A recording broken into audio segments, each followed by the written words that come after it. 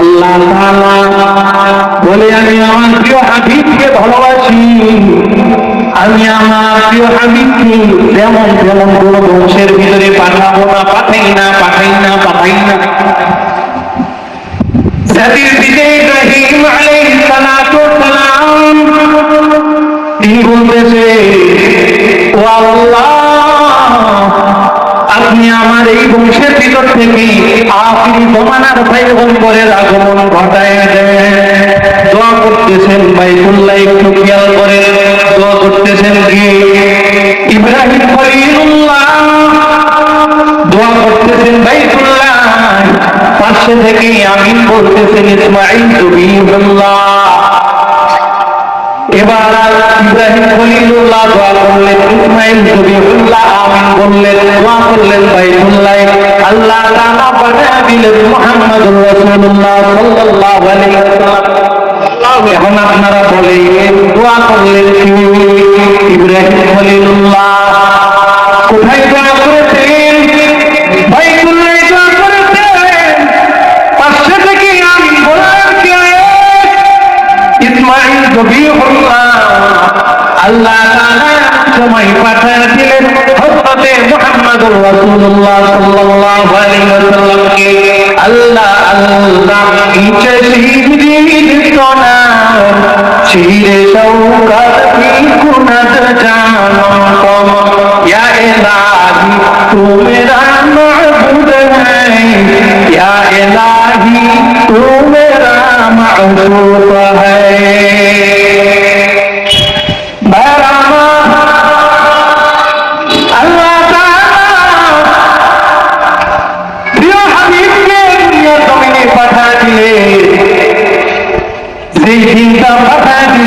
তফসিরের কিতাবের ভিতরে লেখা আছে, তফসিরে নিকাসিরের ভিতরে ওই তারিখের ভিতরে কোথাও আছে, কোথাও ভেদ হয়েছে। তাহলে কি মতো ভিড়? কেউ বলে এই রবিউল আউয়াল মাস যেটা চলতেছে, কেউ বলেন 8 তারিখে, কেউ বলেন 9 তারিখে, কেউ বলে 10 তারিখে, কেউ আবার বলেন 12 তারিখে। তবে বিশুদ্ধ মত অনুযায়ী রাহমাতুল লিল আলামিনের আগমন এই দুনিয়ার জমিনে 9 রবিউল আউয়াল হয়েছে। আল্লাহু আকবার, 9 রবিউল আউয়াল এটা বিশুদ্ধ মত। কিন্তু অনেকে বলতেছে না 12 রবিউল আউয়াল। বর্তমান আমাদের সমাজের ভিতরে যেই সমস্ত আশিকে রাসূল নামে আশিকে শয়তান আছে, তারা বলছে রাসূলের জন্ম 9 তারিখে নয় 12 তারিখে। কথা বলছে এই সমস্ত কথা বলছে। রাসূলের ইন্তেকালের কথা 8, 9, 10 এরপরে 12 কথা উল্লেখ আছে, তবে বিশুদ্ধ মত অনুযায়ী 9 তারিখ। কিন্তু রাসূল সাল্লাল্লাহু আলাইহি ওয়াসাল্লাম যে দুনিয়া থেকে বিদায় হয়ে গিয়েছে সেই তারিখ কিন্তু ঠিক মতো 12 তারিখ। এই ব্যাপারে কিন্তু কোনো ধরনের সন্দেহ সংশয় নেই। কথা ঠিক কিনা? সুতরাং যারা এই 12 তারিখে মিলাদুন নবী উদযাপন করতেছে তারা চূড়ান্ত পর্যায়ের ভণ্ড, তারা আশিকে রাসূল হতে পারে না, তারা আশিকে শয়তান। কথা ঠিক কিনা? কারণ এই দিন তো রাসূল তো ইন্তেকাল করেছিলেন, কিন্তু সেই দিনে তারা কিভাবে জন্মদিন পালন করে? কথা ঠিক কিনা? আবার গিয়েছে ঈদে মিলাদুন নবী, নাউযুবিল্লাহ।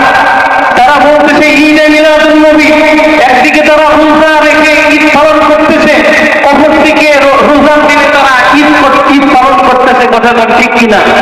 খুব ভালোভাবে মনে রাখবে, ঈদের দিন রোজা রাখা হারাম, রোজার দিনে ঈদ পালন করা এটাও তেমন ভাবে হারাম। দুটো পরস্পর যদি বিরোধী হয়ে থাকে তাহলে আপনারা আমাকে জবাব দেন। যারা 12 রবিউল আউয়াল ঈদে মিলাদুন নবী উদযাপন করতেছে তারা কি আশিকে রাসূল হতে পারে না, আশিকে